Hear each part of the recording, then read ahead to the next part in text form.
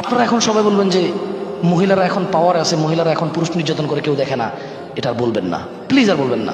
হয় দুই একটা ঘটনা ঘটে, কিন্তু এই দেশে এখনো মহিলারা নির্যাতিত। আপনি জানেন? আপনি জানেন মহিলা সকালবেলা ঘর থেকে ঘুম থেকে উঠে বাচ্চা কাচ্চা না থাকলে শ্বশুর শাশুড়ির জন্য বা নিজের জন্য বা নিজের জামার জন্য কাজ করতে হয়। আপনি 12টা বাজে ঠিক 2টা বাজে ঘরে আসতে পারেন, মহিলারা এখনো থালা বাড়ি ধোয়া বাকি থেকে যায়, তরকারি কাটাকুটা থেকে নিয়ে। কোনো এফোর্টই ধরা হয় না এটাকে, কোনো কাজই ধরা হয় না এটাকে। আপনার বাচ্চা তো আপনার দুধ খায় না, আপনার বউয়ের দুধ খায়।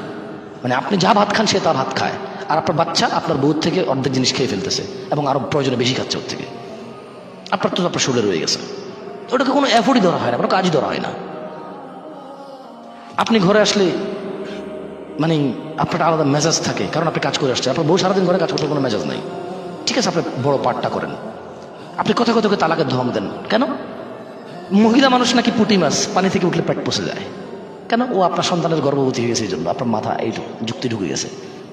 আপনি ওকে পুঁটি মাছ মনে করেন, ওর পেট পচা মনে করেন। আপনি মনে করেন যে ওকে আমি ছুঁয়ে ফেলছি, ধরে ফেলছি, ওর সাথে শুয়ে গেছি আমি, আর কেউ ওকে বিয়ে করতে চাইবে না, এরকম মনে করে আপনার উপর নির্যাতন করেন। কয়টা কয়টা পুরুষ নির্যাতনের মেসেজ আসে? একটাও আসে না।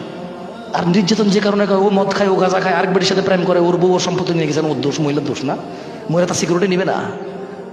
মহিলা তার সিকিউরিটি নিবে না? নষ্টামি করবা তুমি, মোবাইলে ফোন আসলেই টয়লেটের দিকে যাইয়া, বারান্দা যাইয়া, ঘর থেকে নেমে, তোমার বউ বোঝে না, না কাঁচা কলা খায়, তোমার সাথে সারা রাত শোয় একসাথে। হ্যাঁ, দিনের মধ্যে তোমার সাথে 8 ঘন্টা শুয়ে থাকে ওই বেডি, 6 ঘন্টা থাকে। বেডি তোমার চেনে না, ফাইজলামি করো, চালাকি করো ওর সাথে, না চালাকি করো। তো মহিলা সিকিউরিটির জন্য করে। তুমি অন্যায় করবা, মহিলাটা বলতেও পারবে না, তোর বাপে শুনছে কা, তোর ভাই শুনছে কা, তুই কইছস কা, আমার ইজ্জত নষ্ট করেছো, তো তুই করছিস কবে না? ঠিক না? তো মানে আমার এগুলো মাথা গরম হয়ে যায়, এগুলো মানে আর আমি নিতে পারি না এগুলা। মানে যেখানে পুরুষরা মহিলাদেরকে এত নির্যাতন করে, অথচ আল্লাহ সুবহানাহু ওয়া তাআলা ওদেরকে যা দিছে আমাদেরকে তা দেয় নাই। সাম ক্যাটাগরিতে, কি ক্যাটাগরিতে? সাম ক্যাটাগরিতে আমাদেরকে তা দেয় নাই। ওদেরকে মাতৃত্ব দিছে, আমাদেরকে দেয় নাই। বুঝেন নাই?